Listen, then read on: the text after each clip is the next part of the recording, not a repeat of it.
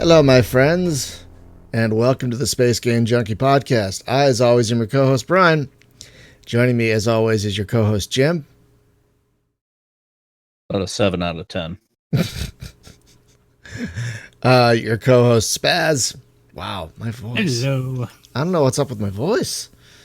Damn. And your co-host, Hunter. Yeah, I'm here too. Hello, everyone. Tonight, we're going to be talking about a topic that people have been asking us to talk about for actually a while. The topic came up in our topic generation roundtable a while back, but people have been asking us to cover mobile games for years. And I'm just going to come right out the bat. I don't like mobile games. Well, mobile phone games. That's what we're going to be talking about mostly tonight. Like iPhone and Android games. You guys have phones, right? Yeah, y'all have phones, right? I don't like gaming on my phone. I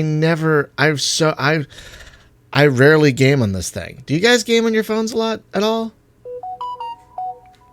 Oops. Speaking of, Whoops. I'm sorry. That was my bad. Anyway, sorry, I won't have your phone's like, play me, Brian. I have games, you son of a bitch. I used to do a lot more phone gaming. I used to do a lot more phone gaming. Yeah. And during the development of Quintet, I did a lot with it because, well, we were cross-platform, so that was necessary. Right. It's it's weird too. When I first got an iPhone, it was an iPhone 3G, so it was like a decade ago. I played a decent amount of games on that thing. I think because there was a novelty to it. And then like when I switched to Android, there weren't many games for Android when I switched. Which has changed, thankfully. But back when I switched to Android, its gaming selection was fairly garbagey. So I just never gamed with the thing. And I've tried to game on it since. And like, I don't know about you guys, but the only game I really like playing on my phone is Mahjong. The tile game. That's like the only game I ever play on my phone. Well, I'll add that there are plenty of good mobile games that have since gotten the PC port. Yes, and then that's true. I just end up playing the PC port because, I do most of my gaming. I mean, the most recent. You have What? Oh, go ahead. No, go ahead. Well, I was gonna say, I think though there needs to be an understanding that there is like a difference in mobile gaming when it comes to like your standard mobile games, which are I would call a lot of the monetization games. Yeah, it's true. Freemium. Yeah, and then like you're kind of like more in-depth style games that are sometimes there's some that are deliberately made for mobile in mind, and then there's some that are like clearly ports of other games into the mobile space. So like the latter of that would include KOTOR, for example. So you can play Knights of the Old Republic on your phone. Right. And shockingly, it plays well. You can even play like Grand Theft Auto 3 and San Andreas, the Final Fantasy games. A lot of those have had mobile ports that are just, you pay a one-time flat fee for it, and then you just play it. You can play it on your phone. Right. There's a good then you have between premium and freemium in that case. Yeah. I mean, there's some games though that you can buy that do have some of those, pay to win mechanics or DLC mechanics, but some of the free games too are more about harvesting your data. You got to watch out for those. But I got to thinking about, when it comes to mobile gaming, we've certainly evolved, right? So, mobile gaming back in the day, like as far back as I can remember, there was what I think Snake was one of the first ones, like on the Nokia brick. Oh yeah. Right? Yep. Yeah. Which was pretty much a very simplistic arcade game when you think about it. It's kind of evolved from there to when you had the Blackberries, you could play like solitaire and stuff like that. I guess when you got like the little what do they call they weren't tablets, they weren't Blackberries, but they were kind of Sidekick. like pocket like PCs or Palm Pilots. Yes, thank you. Like Palm Pilots. Oh yeah, I had a play like solitaire and I stuff had like one that. of those. I had one of those, and I played like Space Trader on that thing, or Drug Trader, whatever that game was. It was like the same thing. Trader. Yeah, like remember Gravy Trader? Gravy Trader? What's that? Yeah, that was the joke that PC Gamer always used to have. Was Coconut Monkey was working on his new game Gravy Trader. Oh God, was that what that was about? Oh God, yes. I remember that. I never understood. I never got that joke. So it wasn't good. It was just there. So I'm kind of going down like this history almost of like where the mobile game space has gone, right? Because the mobile game space really didn't kind of blow up until the introduction of the iPhone, the original iPhone, when you had apps, right? Apps was like the new thing. And then after a while, Android, came out, and then you had apps for Android. And those kinds of games were definitely in the freemium style of things. There were a lot of like your puzzlers like Bejeweled and stuff like that. And as things went on, you had Flappy Bird, which somehow that guy made so much money in such a short period of time for such a simple game. But like now, like I pull up the games folder on my phone, and I'm just gonna like list off a few of the things that I have on here. Now I don't play all these all the time. I have a lot of them for a rainy day, and I check them, every now and then. But like, for example, I've got Arvok on here from the what's his face? Yeah, I wanted to talk about him.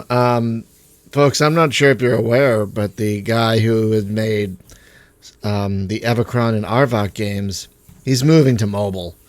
So he has 2 games now on mobile. Arvok Command, which is kind of a real-time strategy game, and Arvok Space Combat, which is in open beta right now. And it's combat game. Basically, it's this exact same game as the Combat Nevacron. Like exactly. But it's all the time commitment stuff is like torn out of it, or yeah, basically, like, well, there, if you recall, he's had multiple series, and one of them was Arvok. Uh-huh.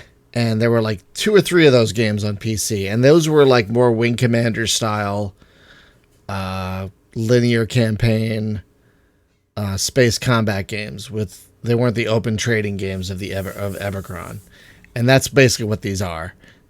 Is like a linear campaign space game. It's pretty impressive, actually. But I just wanted to throw that out there. It also makes it. I just wanted to throw out that it kind of makes me sad when you see a celebrated PC developer giving up on the platform, like TK, the guy behind Third Wire, the Strike Fighters games.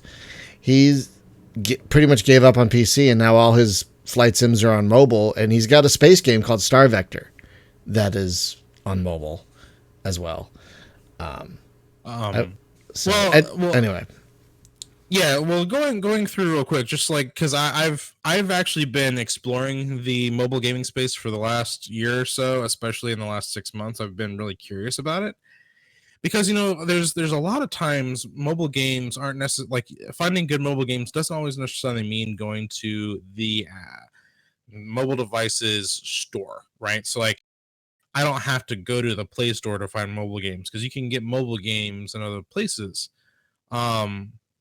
That are legitimate. I'm not trying to say not, but like Humble Bundle for a little while, I think they still do, but for a little while they were putting out like deals for a lot of mobile games. Yeah, I haven't seen an Android. I haven't even seen an Android bundle from them in a while, though. Come to think of it, like that's a good point. Yeah, that's where I got Settlers of Catan for mobile, and I actually loved the crap out of that. That's a lot of fun to play on mobile. And you can multiplayer with it, where you can like just pass your. So if like you're in a car ride, for example. You can pass the phone around and play Settlers of Catan together. Oh, that's cool. And then so those are like a couple of them, but kind of moving up the chain to like some familiar IPs. I've got Mario Run on here, which is an interesting game. It's freemium. You can buy stuff if you want to, but you don't have to. It's one of those things where I'm not playing the game for like hours on end, so I don't feel like I need to buy all this extra crap just to play. Like, you know, if I'm gonna play it, I'm playing it for maybe like a couple of minutes while I'm waiting for, you know, myself in the line at the DMV or something like that. You know, Mario Kart on here is the same way. And those games both are designed to be played like with a thumb. You know, you just use your thumb to do what you need to do. There's no complex controls. It's very simple and straightforward. So is it a Mario skin of like it could have been another mobile game like Cannonball or something? But I wouldn't know because I haven't played any other mobile games that are like them. So I couldn't tell. Well, is it like tap to jump and Mario just runs? Because that's kind of what Cannonball was. Okay. Yeah, but like you can, depending on the character that you have. So like, let's say if you have like Peach, like she can hover. So like if you run and bounce off a wall, she can hover backwards a long way. So it allows you to get extra coins and stars and things in different places that you normally couldn't with say just. So I mean, there's some strategy to it when you're looking at trying to get higher scores and stuff like that. So I do think that there is something to be said about that. But a few other games like I have on my phone are Galaxy on Fire 2, good one, which isn't bad. I have Fallout Shelter, which is kind of fun. It's, you know, a nice little management game that I actually thoroughly enjoy. And again, you can pay for unlocks and upgrades, but you don't have to. I don't. And it's on Steam too. And it's on Steam too. You can actually on Steam and on Bethesda launcher too, if you just have the Bethesda launcher on your. And it's free on both of those locations, so that's a good one to note. I have Hearthstone on here. I don't really play it anymore, but for a little while I was playing Hearthstone, but I still have it on my phone. And I also have the Legends, the Elder Scrolls Legends on here as well. Didn't they just announce their like freezing development of that one? I think. I saw something about that. Yeah. But kind of like run through Scrolls Legends, the one that they showed like I don't know, like 2 E3s ago, and it was like mobile phone Elder Scrolls dungeon thing, but then they're like, oh, it'll be cross-platform. That's different. This is a card game. Okay. If I'm thinking of the right one, I'm right. No, you are. Yeah, you are. I forget the name of the other one, but thing ever come out? I don't know. I will tell you guys what though. Side note, screamed about it. So I will tell you guys what. No, side note, we got a Fire TV stick for our TV because we wanted Disney Plus, and none of our devices could show Disney Plus, so we bought a Fire Stick. And what do you think the first thing I did was when I found out we had was it Alexa? I did Skyrim that. I did that Skyrim thing. It's actually kind of entertaining. I was having so much fun. My wife was like, "What the heck is this?" I'm like, "It's Skyrim. It's great." She's like, "You're so weird." Choose your own adventure Skyrim kind of thing. And if you get Alexa for your phone, if you get the Alexa app for your phone, you can play like on your drive. Oh really? Oh my god! You know what needs to happen? Somebody needs to wire up AI Dungeon to Alexa. That could be interesting. It'll happen. Yeah, that thing. Happen. Did you read the adventure that I had in AI Dungeon? I posted it. At first, I thought it wasn't real until he showed me, and I was like, "Oh crap! He didn't just make this up. This is legit." Yeah, I was like, it was like, oh, do you want to play as, you know, a rogue or what? And I was like, yeah, okay, I'll be a rogue. And then it was like, for some reason, it decided to describe what somebody was wearing, right? It's like, oh, you meet a man in town and he's like wearing a green shirt and brown pants. And I was like, you know, adventure stuff like Get Lamp, right? So I'm like, steal pants. And I like stole the guy's pants. And then I'm like, wear the pants on my head. And it's like, okay, you're wearing your pants on your head. People are looking at you weird. I was like, no, not my pants, his pants. So then I was like, okay, screw it. There's got to be a castle around here. I was like, go to the castle. All right, you're at the castle. I was like, I'm a rogue. Steal the castle. And then it's like, Princess Leia runs up and says, why are you stealing my castle? I'm like, wait a minute, Princess Leia. Okay. So long story short, I decided to chop down a tree with a herring, and it's like, okay, you start chopping a tree, and you notice there's a herring here. And I'm like, oh, we'll pick up the herring. All right, name him George.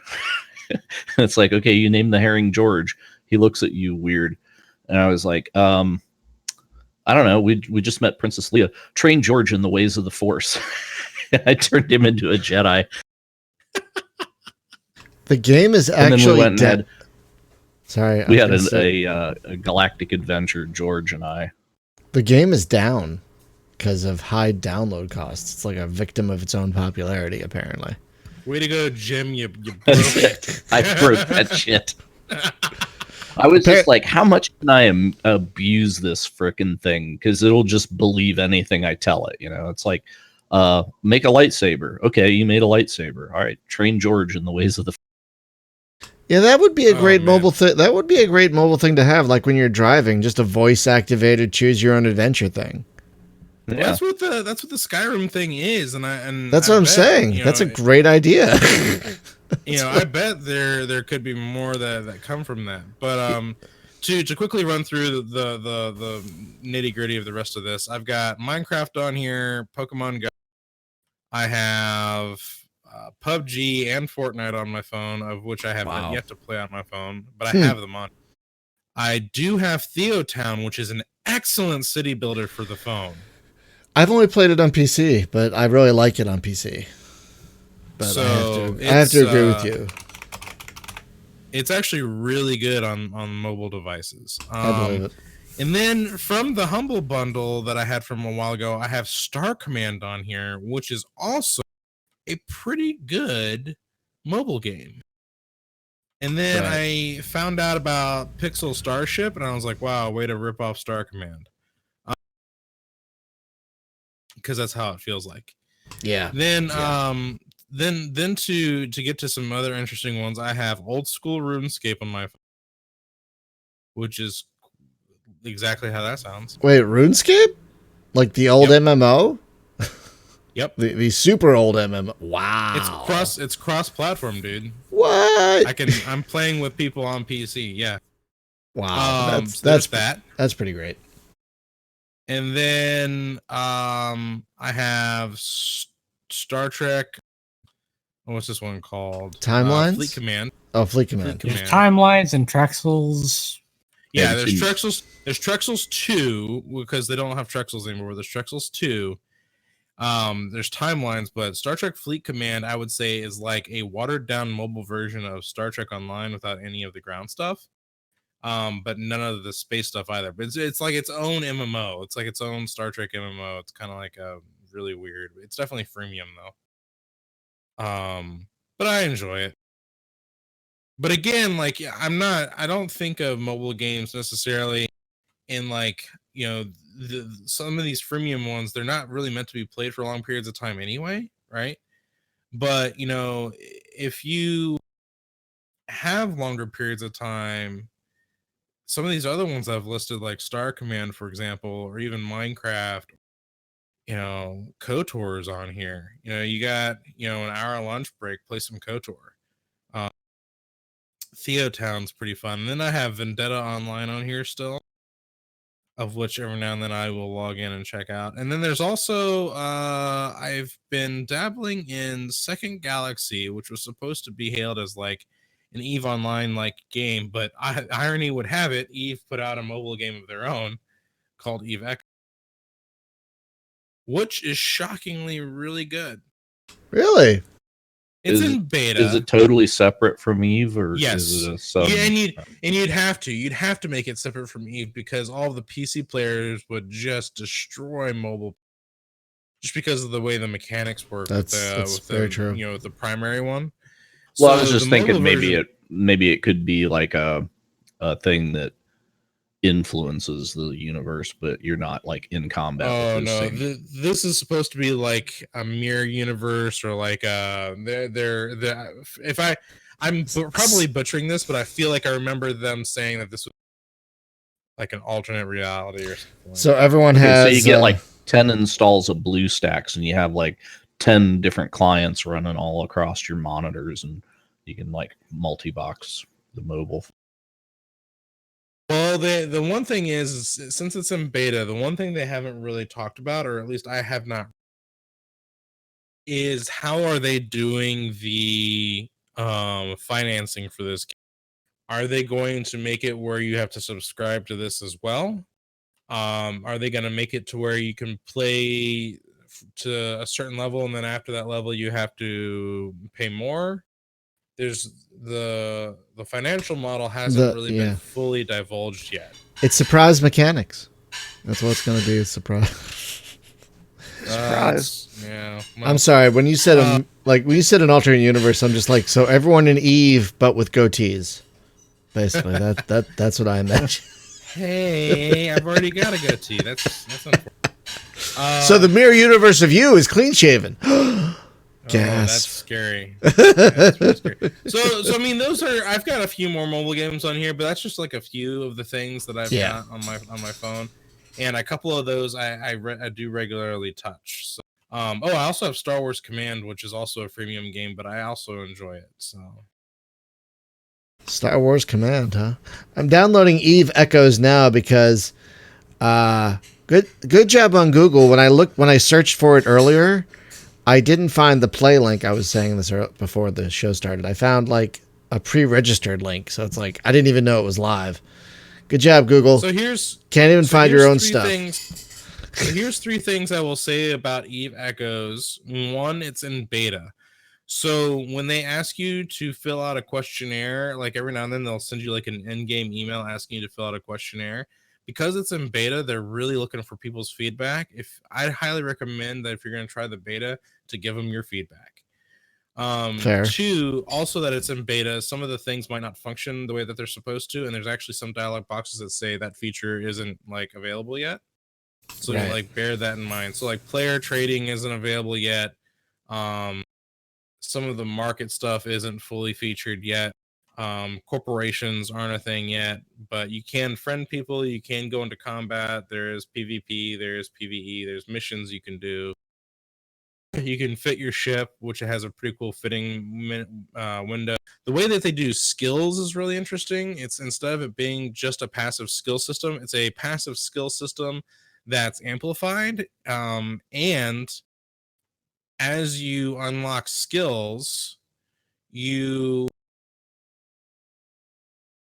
then apply that towards like tech upgrades. So like if you're at a tech 4 level, then that means you're qualified to fly like cruisers or whatever, which is pretty cool. So unless you unlock that tech level, you won't be able to fly those cruisers. So it gives you a purpose and a goal of managing your skills instead of just being like, well, I was told I needed to train these 14 skills to 5 and then I could do anything. Like in primary Eve, and this, it kind of gives you purpose of looking at your skills more and like making the skills a more active process rather than a passive process. Yeah, when you said primary Eve, I'm just like, is there going to be like an Eve multiverse now, like in the comics?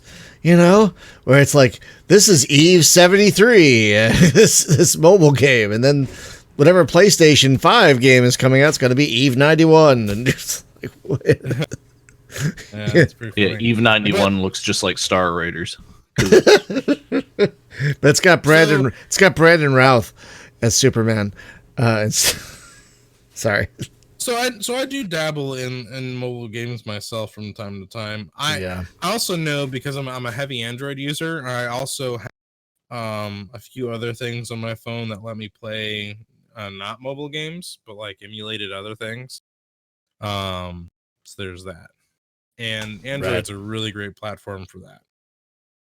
Yeah, I have the Steam Link for Android, but I haven't used it yet. I have, and it's shockingly good. Really? Yes.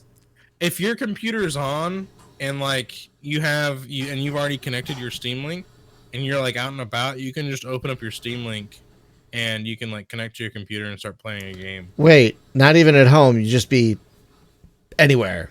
And What? Yep. That's dangerous, because next time I'm at my in-laws' house, I won't be talking to anyone. Here's the other thing that I recommend, because the new Xbox One controllers are Bluetooth now.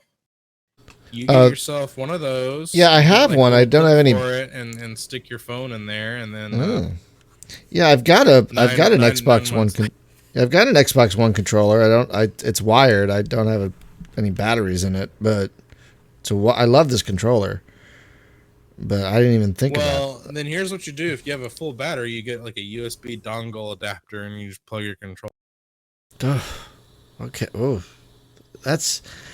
I kind of wish you hadn't told me that. Hashtag dongle life. That dongle life. I really wish you hadn't told me that, to be perfectly honest. That's dangerous information to have. But wait, there's more, Brian. What? Do tell. I think the mobile gaming space is really going to start to evolve a lot more, especially when you. And here's a thought that I haven't really explored yet, but I want to pose it to you guys and get your idea on it, because I know you guys aren't like too into the mobile games yourselves, you co-hosts and maybe you audience. However, one of the things that Google Stadia has kind of brought to my mind is so Google Stadia is toting itself to be like, you can play your games on any platform anywhere you want at any time almost. And I've been doing a lot of research, and there's been a lot of mixed reviews on Google Stadia. There's some people that have had really like super positive experiences and then have had like zero effects. Then there's a bunch of people that have been like, it's laggy, it doesn't work, and it's all dependent upon your location. I don't have a Google Stadia, but what I do have is my Steam Link app, and I do have an Xbox.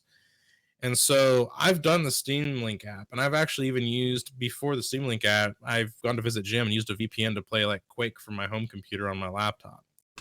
Oof. Wow. And so, so I have dabbled in the technology. I mean, even I'm sure you and Spaz have done the local co-op type games of like, with some of the technologies that are out there that let you do that. I know Nvidia has that technology that lets you play local co-op games over the internet with people. Steam has just added that feature into their feature set that lets you do that. There's another piece of technology called I'm going to screw it up. Hold on. It's called Parsec, and it allows you to also do the remote play / local co-op. Yeah, I've actually used Parsec, and it worked amazingly well. Like amazingly well. So this streaming technology is coming along, and when I mentioned the Xbox, there was another app called One Connect or whatever, which was a third-party developed thing, and apparently I had it while I was in beta and didn't realize, because now it's out of beta and the guy wants $12 for it. And I said no. And the reason why is because Microsoft is putting out their own streaming app, which is going to be a dual purpose app. It's going to be kind of like Nvidia's like GeForce app, to where I could stream my own in-house PC games, or I could stream from their cloud service provider and as a subscription fee. And xCloud is going to do the exact same thing with their streaming app. It's going to let me stream from my home Xbox across the internet to where I'm at, or I could stream from their streaming service, which is like Google Stadia. The thing that I'm starting to get curious about is because now that they're implementing a lot of these technologies, and the streaming stuff is coming a long way, it's not perfect yet, and definitely people that are in rural areas are going to have a lot more problems. My question I want to pose to you is, do you think that this streaming technology could be a pressure point on the existing mobile gaming market? I don't think so. If you make it easy for me to play my own games like via Steam on a mobile device, like with Steam Link and everything, I will probably game a lot more on my mobile device. Now, that probably won't lead me to buying mobile specific games on the Play Store, but it will lead me to using my mobile device as a gaming device a lot more than I do now, if that makes sense. Sure. And I would say I agree, because that's why I got my Xbox controller and the little like connector thing for my phone. It's surprising.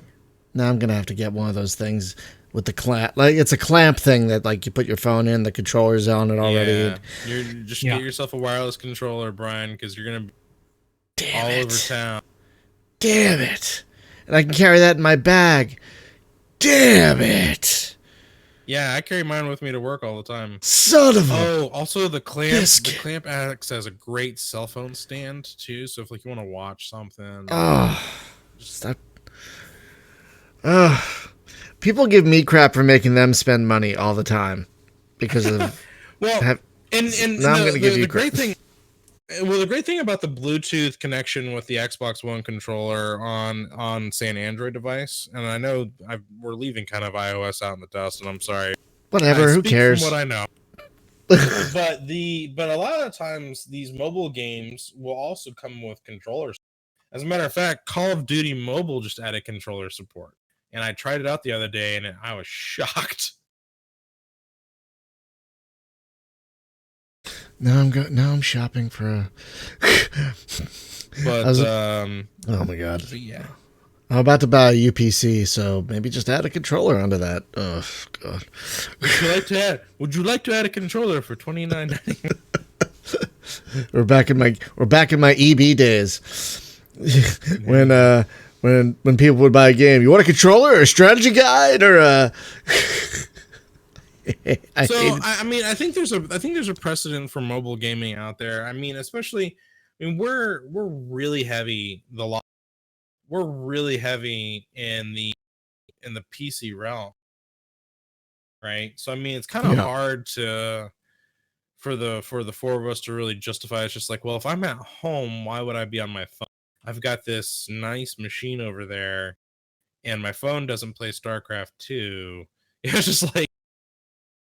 Or it could.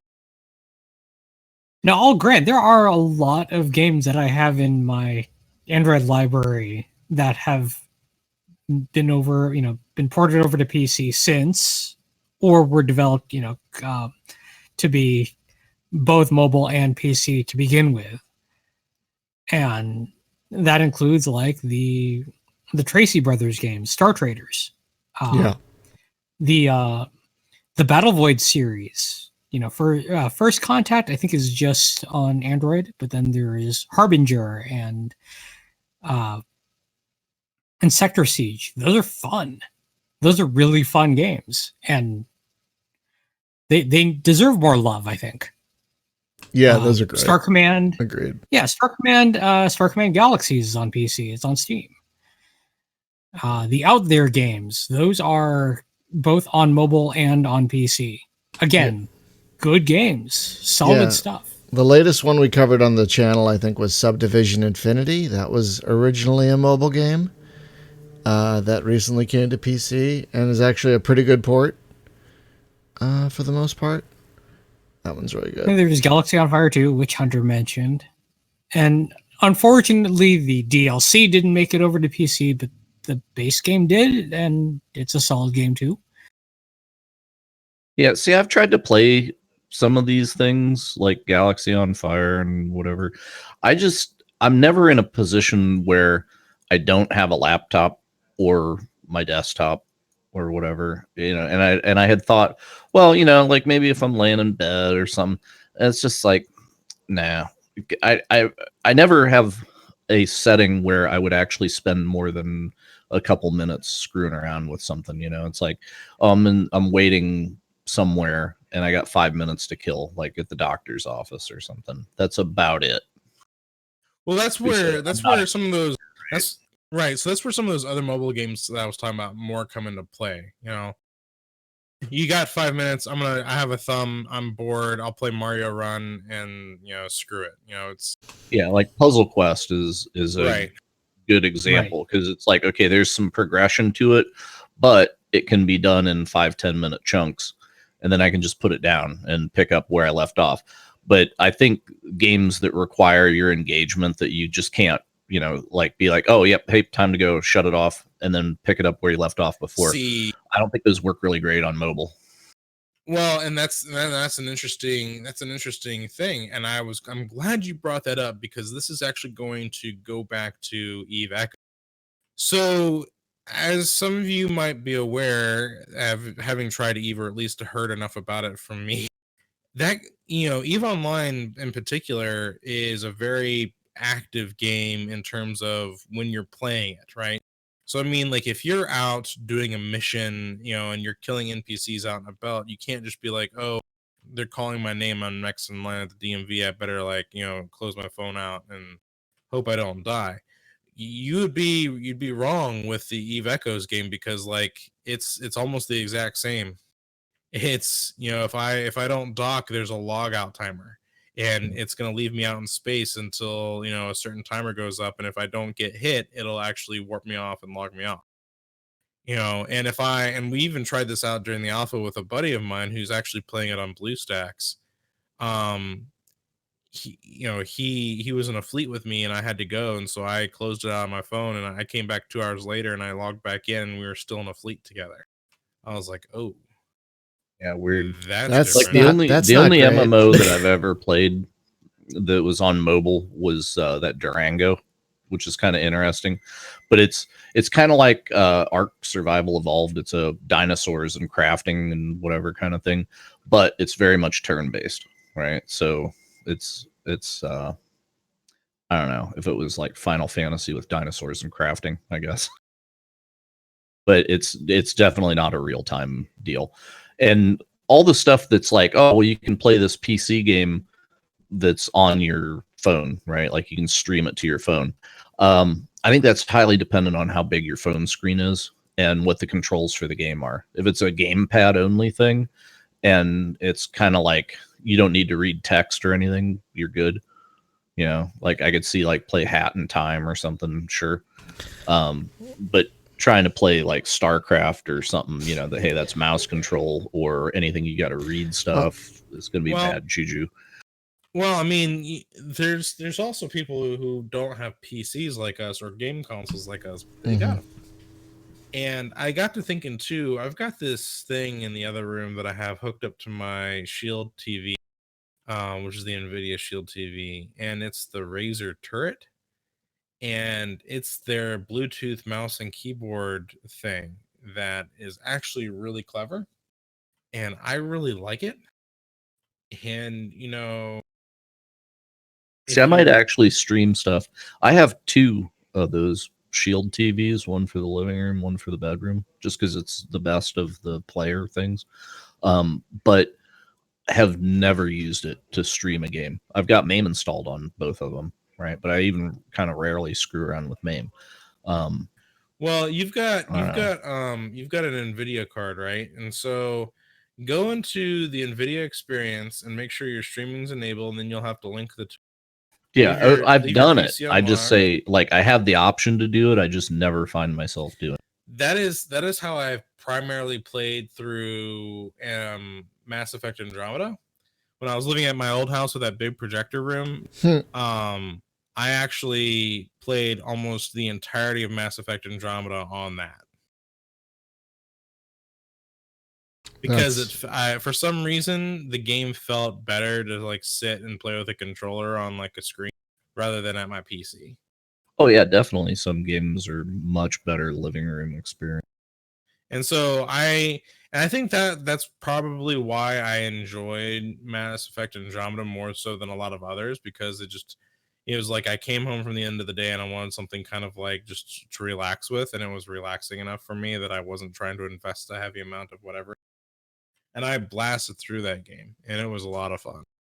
So, and that was streamed from my over Wi-Fi, mind you. Which, if you have what is that, the 5G band Wi-Fi, that's preferred over the 2.4 if you can do it. But if you get full 1080 out of it, I did, yes. That's interesting. So I'm downloading this Eve Echoes thing now. I'm actually excited to try it. I don't know if it'll be. Yeah, make sure you follow the tutorial. It's goofy, but the other thing about Eve Echoes that I actually kind of like too is how they do the autopilot system. See, in Eve Online, when you autopilot, it actually drops you short of each gate, and then you have to slow boat from the gate to jump. It's like a penalty for not actually being at your computer and playing actively. You're taking that risk of maybe somebody might gank you.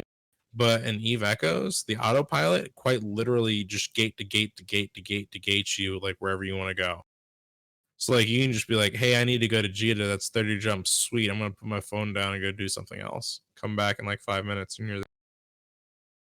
That's smart. That's better. I wish. Yeah. I wish the PC version did that. I'll tell you what, though. There's another kind of market for mobile games that's I've been finding interesting is that people like are taking their older games and porting them over, either in spirit or exact copies to mobile. Like there's a game on my phone called what the hell is it called? Double Star 2, which is a point-for-point remake of the old Starfleet games. You know, like the old Trek games. Do you know what I'm talking about? Where you have like your ship and then you tell it to move to this grid coordinate and then you shoot at this grid coordinate, you know, that sort of thing. It's like you mean like playing Battleship? Sort of, but it's like the old grid coordinates. But it's like the old DOS mainframe Trek games. Remember those? Where like you're the asterisk and you move from like move 2 points, you know, northeast and then fire torpedo at grid 11,7 and you know, stuff like that. It is like that game for mobile, and it's actually quite impressive. And you know what would get me to get my phone out and play it is if somebody made a game that was Starfleet Command or Starfleet Battles, right? Like top-down, turn-based. You know, I was looking through the Play Store, and there are games that are similar to that. I was looking. I haven't played them. There are a lot of really good-looking game, like decent. Sorry to interrupt. But Jim, you were talking about that Elder Scrolls game. Yeah, it's called Elder Scrolls Blades, and yes, it is available. Really, I haven't heard anybody screeching about it. So either it's terrible and no one's playing it, or it's okay and it's just mediocre and no one's talking about it. It has had over 1 million downloads. Whoa! Wow. That's just Todd Howard doing that himself. To me. It is currently ranked at 4.5 stars, 4.2 stars on Google. Wow. There are a couple of games that I wanted to mention as being fairly close to PC in their quality and depth. One is called Interstellar Pilot, and the other is called Stellar Wanderer. I revisited both today, and I was actually pretty impressed at how they're both Unity games, so that helps. Yeah, I've played Interstellar Pilot. I thought that was pretty cool. Yeah, that's a good one. I played like for 10 minutes. Right. But I mean, you play it and you're like, wow, this is not a bad experience on mobile. You know. So would you guys say that gaming is that was Interstellar Pilot and what? Interstellar Pilot and Stellar Wanderer. That's a hard one to say. Stellar Wanderer. The Wanderer. Yeah, Stellar Wanderer. Remember that from Diablo 2? The Wanderer. I do not. I apologize. Mouse tower. Darn it. Sorry. That's the wife. Oh, okay. It's the best ringtone. She go to the sun to pick up some beer. It's the best text tone ever in the history of anything, in my opinion. God, that's such a great episode. One of the best. So we've talked mostly about phones, but I wanted to talk at very least briefly about mobile consoles as well. We don't talk much about consoles around here. Maybe that'll be another episode. We talk about console space games. There aren't a ton. But there are even fewer space games especially on mobile consoles. Like the Nintendo DS has a Star Fox game, which is not really a space game, but it's a Star Fox game. It has a game called Infinite Space, which is kind of a JRPG anime space thing. And it is awesome. I'm so stuck on it right now. I'm supposed to get past the gate, but I don't have enough money to pay. I can't get a job, so it's like, what am I supposed to do? I am super stuck on it right now. But it is awesome. You're right. It is awesome. But I was like, I took a casual glance at like the libraries for the Vita and the Game Boy as well. And space games are really super rare on these platforms. And I honestly prefer playing mobile games on those consoles. Like, I always have pretty much my 3DS with me, like at all times. I carry it with me everywhere. I don't have a Switch yet. Someday I will, but I don't have a Switch yet. But, I mean, I guess Rebel Galaxy is coming to the Switch, right? That's coming to the Switch. Yeah, Rebel Galaxy Outlaw. Right. But yeah, for mobile consoles, there's barely anything, which is just really strange, I think. Like, can you guys remember any, like, on any kind of mobile thing you had? Can you remember any space games in particular that you played? Because I looked and I really couldn't find any besides the aforementioned. I mean, the ones that I've mentioned, no, there haven't been any. I think the one that shocked me the most when I first heard about it was Vendetta Online. I was like, wait, you can play this on your phone? Yeah, like that was the first time I was shocked. Yeah, it's not bad on the phone, but no, I'm asking about mobile consoles like the DS, or the 3DS, or the Switch, or the Game Boy, or the Vita, or the PSP. No, it's fine. Can you guys remember any space games for those? Because I couldn't really find anything, and I mean, I looked. Yeah, there's like barely anything for those. Well, if you want to get nitty gritty, there was some Star Fox stuff for the DS. Yeah, I'm playing this. I'm playing. I forget what it's called, Star Fox Infinite or something like that on the DS, where you use the stylus as a controller. It is weird, but good. But weird, but good. I really like it actually, but it's good. It's tough to play. It's tough to play. But that's really it, though. Yeah, that's like really it. It's so strange. It is so weird that aren't more space games on portable consoles. I mean, there are a lot of sci-fi games. Yeah. Yeah, I was about to say there's definitely a lot of sci-fi games for sure.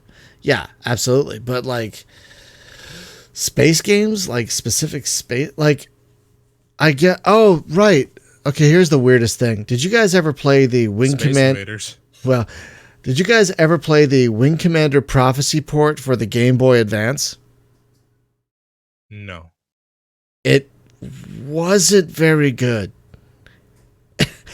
I was shocker. Yeah, I worked at EB when it came out, and so I'm like, I have to buy this and test it.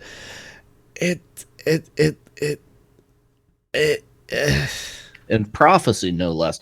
Had they ported Wing Commander 1 and 2, they would have been good.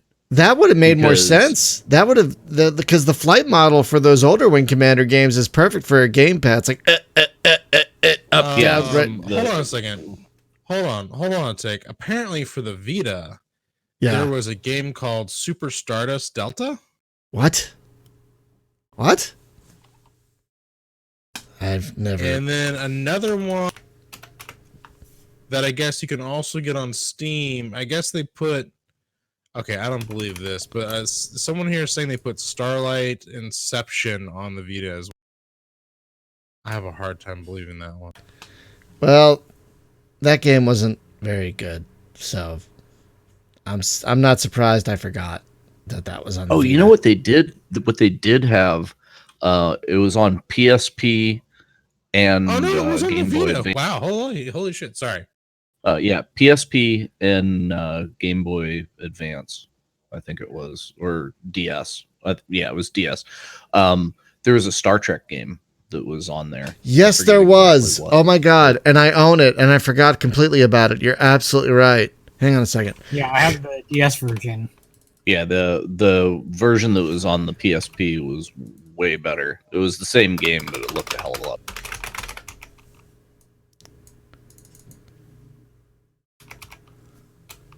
You talking about Tactical Assault?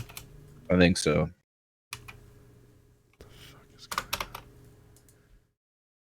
Tactical Assault.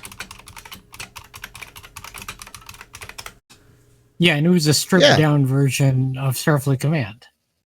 Basically. And it's not that great. It's not terrible, but also not great. Yes, I remember it now. I actually own it. I forgot I owned it. That's how not great it is. Yeah, that's a testament to. So why wasn't it great? Well, I would say it's not great for the same reason that Star Trek Legacy isn't great. It was just very dumbed down. You know, I need to go back and dive into Star Trek Legacy because I've heard you guys say that, and it's been many years since I've played it, and I don't remember not enjoying it. Like, it's better on the console because you can use the gamepad, apparently, but on the PC, it's right. Well, I mean, it's just been so long since I've actually touched it, and I don't have any negative memories of it. I need to go and see what you guys are saying. The voice acting was fine. I don't have an issue with that. It was just the gameplay was. If you compare it to the Starfleet Command games, which I played all three of the Starfleet Command games, it's lacking. It's just very lacking in comparison. Oh, severely lacking. Its only claim to fame is the voice acting, and that's got like all these ships from like all the different shows. That's like it's the story is not great. The controls on the PC are maddening. Absolutely infuriating. And there are no gamepad controls, which is also infuriating. You know what game I was really pissed that was shit canned when pardon my French, but like when Disney bought there was this really clever mobile game called Tiny Death Star. Oh, did they shit can that thing? Yes. What? Language. It was such a great game because it was essentially like Tiny Tower essentially, but in Star Wars, and it was hella fun. Really? Yeah, that's just super stupid that they would get rid of that game. It's like Fallout Shelter Star Wars, right? So why is that? And it was actually super adorable. Like all the little sprites for the characters were like really fun. Yeah, you're essentially like as you level up, you can build more levels onto your little Death Star tower, and you like unlock all these different little things. It's great. And it's kind of like what they did with Trexels, and except with Star. Oh wow, Crazy L! I forgot about this. Crazy L in the chat said that the Imperium Galactica games are available on mobile. I forgot about that. There is, it's a series of games, different genres basically, but most of them fall within the management sim kind of thing, made by Kairosoft, Japanese company, but they do have English versions of their games. And their most famous one is Game Dev Story, which it's still to this day, after so many years, is still hilariously popular because, the pixel art style is adorable, and they use that style consistently throughout all their games. They have a few space games. There's Epic Astro Story and Kairobotica. And then they do all these other genre mixing things like run a ramen restaurant or run a ski resort. And they're mostly premium. So you don't have to worry so much about we'll get you in for $5 and then you have to pay $99 if you want to proceed.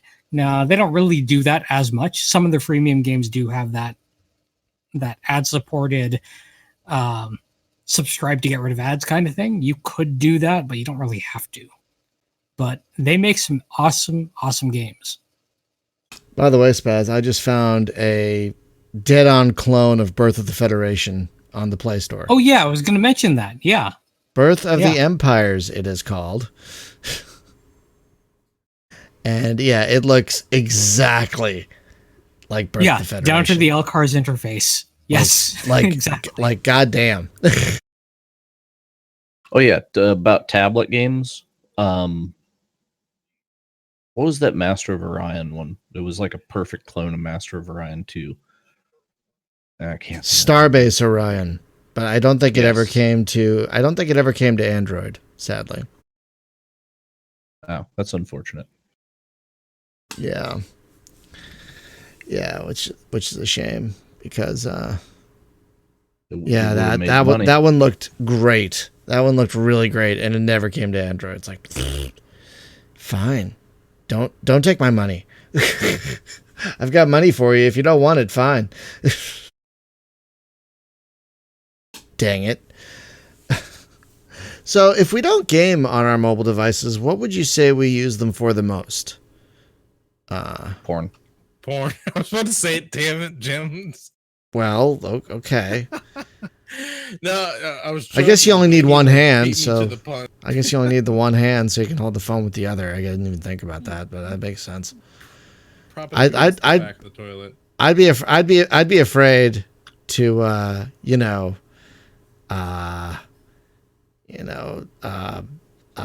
to get the phone all crusty. Yeah. I'd be afraid. I was trying to think of a nice word. Pollute. Maybe that's the best word I could think of. Pollute the phone. Damage. I use my phone a lot for work. As a matter of fact, there's actually been days where I've been so busy that I use my phone quite literally for everything. Remote desktopping into like servers, computers, managing tickets, the whole nine. I've actually used my phone for. I've got some home apps.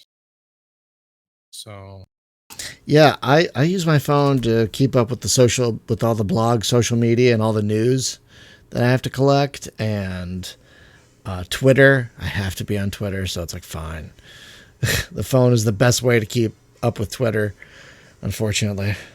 I mean, I do. I also read on my phone, so like I have. Yeah, that's what I was gonna say. That's the other thing. I've sideloaded the Amazon App Store on my phone. And I've sideloaded the Kindle app. Well, not sideloaded, but I've got the Kindle app on here, and so I've got and that's actually how I have KOTOR on here, is because I got a free copy of it from the Amazon App Store. And so that's how I was able to get it on my phone, was because I had to sideload the app installer. But yeah, I do read on my phone, so yeah. Is KOTOR at all enhanced on mobile, or is it like as gnarly as it was? No, but since it's on a smaller screen, like it's almost like it feels natural. It looks natural on because it's all touch controls on a small screen.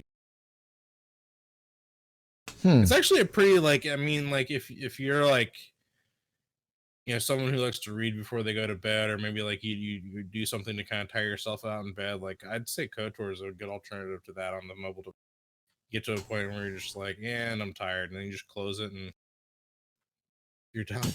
Nice. Yeah, I'd say Sorry, good. I was gonna say, so on top of like the home stuff, like I also use my phone as the remote control for my Shield TV, because there's an Nvidia app for that allows me to actually do that. And like, I can even launch from my phone. I can launch the different apps on my Shield TV. So like, if I wanted to watch YouTube, I just hit the YouTube icon on the app, and then I have the full-on keyboard on my phone that I can search for stuff instead of using voice controls if I don't want to like yell at my TV, or since it's in the bedroom, if my wife's sleeping and I, want to keep it quiet, like I can, just type it out.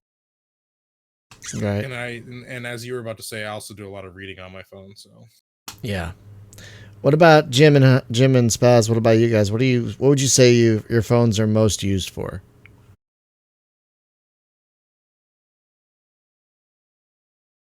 Well, in my case, go ahead, Game. Mine's easy. I don't think I do anything but like Twitter and Discord on my phone, and the occasional SMS, because like for work stuff, because I get all my alerts and crud. But That's about it, really. Like the only time I really pull the phone out is like if I'm in the bathroom or like if I'm at my desk, I got a machine. If I'm at home, I'm in front of a computer. So I just, yeah, other than that and podcasts in the car, that's pretty much it. Yeah.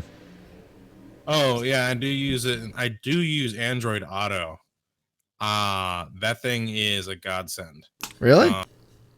Yes, and the reason why is it simplifies everything into kind of like one area. So it's when you're in Android Auto mode, and I have a mount in my car for my phone, so it's like I can have it navigate to where I need to do. I also have the Google Assistant stuff if I need it to, and it's also got quick icons to your audio. So like if you're listening to a podcast, it's all nice and formatted. I can't recommend Android Auto enough if you spend at least an hour a day in the car. Yeah, my car's too old for that sort of thing. Is it? It's a 2008, so it doesn't have any of that nonsense. Doesn't even have Bluetooth. I had to add Bluetooth myself. Spaz, what about you? What would you say your phone is most used for? Well, I do occasionally game with the Kairosoft games that I have on the phone, but it's really rare. Most of the time, it's used for Discord or checking on text messaging. That's mainly it because I'm home all the time. It doesn't really matter to me. You know, I'm not out and about, so I don't really need to have my phone out. I just keep it with me, but I don't need it. It's funny, I too am now home all the time, and I still, even with the PC here, I have to walk away from it every now and again, but I still want to be connected. So I use my phone all the freaking time. A lot for reading. Like, I have the Kindle app as well. I just got the last 2 Expanse books because they were on sale, so I've been reading that. But Discord, email, all that stuff. And podcasts. Lots of podcasts. I think it's funny how none of us really said we use it as a phone. Well, yeah. I so rarely ever use my phone as an actual phone. I don't know about you guys, but when I see someone, I swear to God, the last thing I want to do is actually speak to an right. I was about to say, like, I don't know about you, but whenever I see someone actually calling me on my phone, like, oh no, please, no. 90% of the time, if I get a call on my phone, it's a spam number. Yeah, so yeah, for me too. Point. For me too. Like, yeah, which by the way, did you see that they passed the whatever the heck it's called, the Trace Act, in Congress, where they're gonna clamp down on the whole robocall thing. Yeah, it's like the only thing that the left and the right could agree on. It was like a however many to 7 was the vote. So, yeah. Well, it's an issue that affects everybody who has a phone. Right. You guys all have phones, right? Well, and I was actually going to end this with like there's going to be that Diablo game for the phone, but because my phone's actually provided to me from my work, so like I've got a nice Pixel 3 XL, for example, that I absolutely love, and I do occasionally get like that one person at work who refuses to do anything but try and call or text me. And it's just like, yeah, that's great, man. Have you submitted a ticket yet? It's like, stop calling me. Submit a ticket. That's the only way you're going to get your shit done. Pardon my French. Now, I will add, there is one other thing I do use my phone for, and it's the Rift Tracks app. Because I do have some of the... Oh, I forgot about that.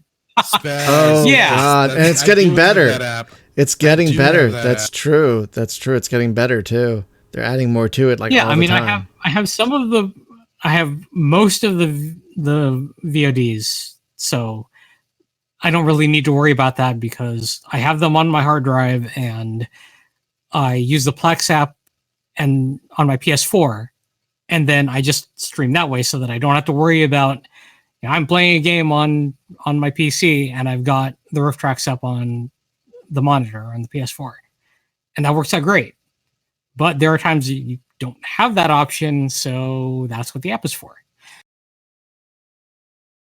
Right. No, I was thinking the app is great because the last time I used it was to sync one of the jokes only tracks with the movie itself.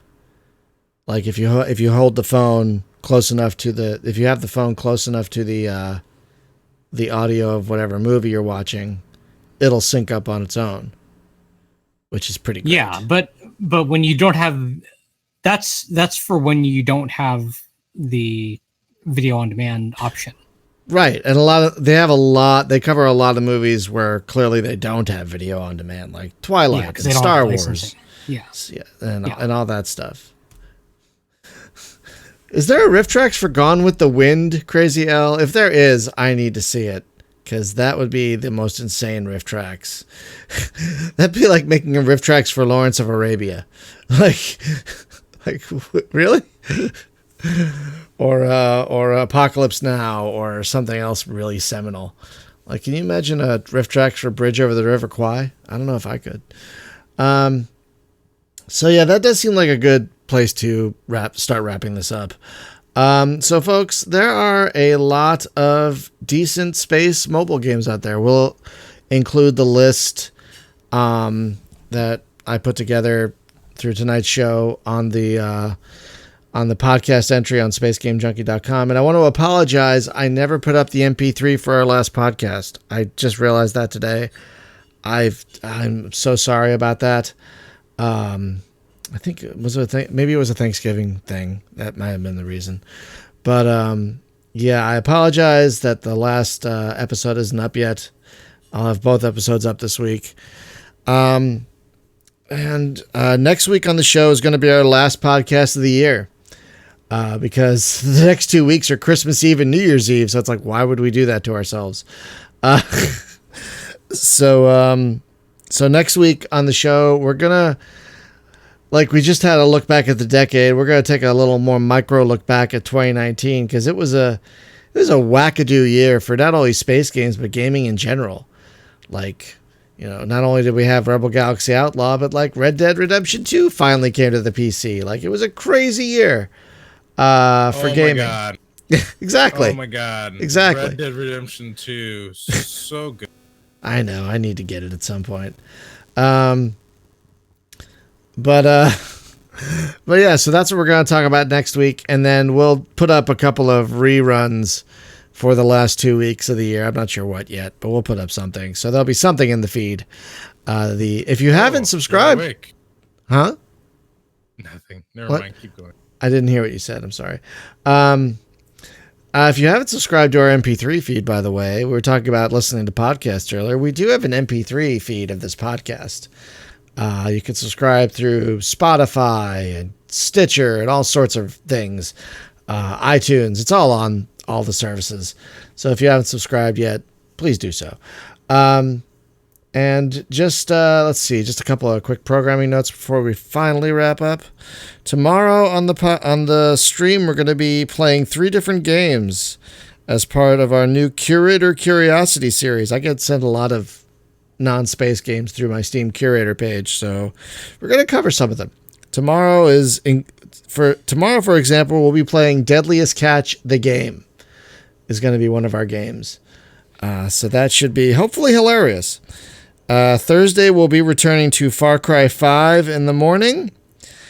And then for the afternoon, we'll be playing some Generation Zero. It's going to be a very co-op heavy day that day. And then Friday, we'll return to Mass Effect 2. So yeah, how are you liking that, Brian? Huh? How am I liking it? I'm enjoying it. The way the guy walk runs is still really taking me out of everything. But I'm enjoying the dialogue. Some of the characters are great. I keep forgetting to use my teammates' special abilities, so that's on me. I forget all the time. I gotta keep poking you about that, basically. Yeah, please keep poking me about that.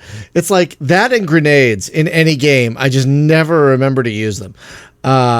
So yeah, definitely keep poking me about that, because there's some fun special abilities in Mass Effect 2, and I am enjoying it.